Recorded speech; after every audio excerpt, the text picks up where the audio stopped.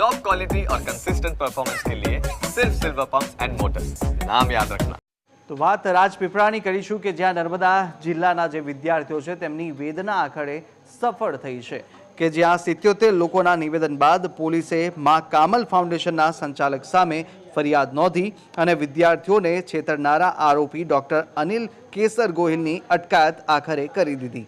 વિદ્યાર્થીઓનો આરોપ છે કે સ્કોલરશિપ આપવાના બહાને મા કામલમાં એડમિશન લેવડાવ્યા હતા અને બાદમાં જ સ્કોલરશિપ આપવાનું તો દૂર પરંતુ વિદ્યાર્થીઓ પાસેથી 3 વર્ષની ફી પેટે 1.74 લાખ અને બાદમાં 6500 રૂપિયા પણ લીધા હતા।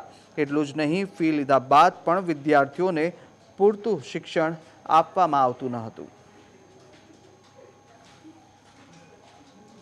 અમને એવું કહેવામાં આવ્યું હતું કે તમને સ્કોલરશિપ મળશે, એવું કહેવામાં આવ્યું હતું, પણ અત્યાર સુધી અમને સ્કોલરશિપ નથી મળી અને એક્ઝામ આપવા માટે લઈ ગયા હતા ત્યાં અમને એક્ઝામ આપી ફેલ કર્યા છે અને પ્રેક્ટિકલ લેવાય છે ત્યાં તો પ્રેક્ટિકલ લેવામાં નથી આવ્યું, ખાલી 6000 અમારી ફીસ લીધી હતી પ્રેક્ટિકલની। અમારી જોડે છેતરપિંડી થઈ છે અને અમારા ભરેલા પૈસા પાછા મળવા જોઈએ। 5000 એડમિશન ફીસ ભરાવી હતી, પછી અમને કીધું હતું કે 3 વર્ષ પૂરા થઈ જાય પછી તમને સર્ટિફિકેટ આપવામાં આવશે, પછી સરકારી જોબ લગાડવામાં આવશે।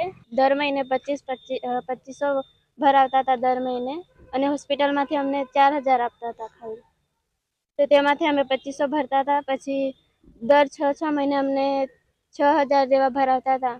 એક્ઝામ છે એક્ઝામની ફીસ એવું કરીને પણ એક્ઝામ નહોતા લેતા। 77 વિદ્યાર્થીઓને અમે પૂછપરછ કરી, તેઓનું નિવેદન લેવામાં આવ્યું છે અને એ નિવેદનના આધારે અમને પ્રાથમિક દ્રષ્ટિએ જે પણ ગુનાહિત પ્રવૃત્તિ જણાઈ આવી છે તે અંગે અમે ગઈકાલે 29 નવેમ્બરના રોજ એક ગુનો રજીસ્ટર કર્યો છે। જે મા કમલમ ફાઉન્ડેશનના જે ચેરમેન છે ડૉક્ટર અનિલ કેસર ગોહિલ, તો તેમની અમે ગઈકાલે સાંજે જ એમની ધરપકડ કરી છે અને એમની પૂછપરછ પણ કરવામાં આવી છે।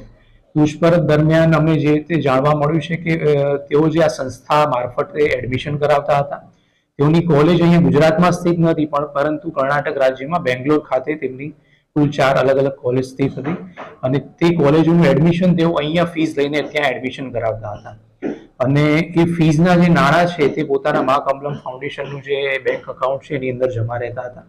એટલે એ અમે પ્રાથમિક વિગત અમને અત્યાર સુધી જાણવા મળી છે।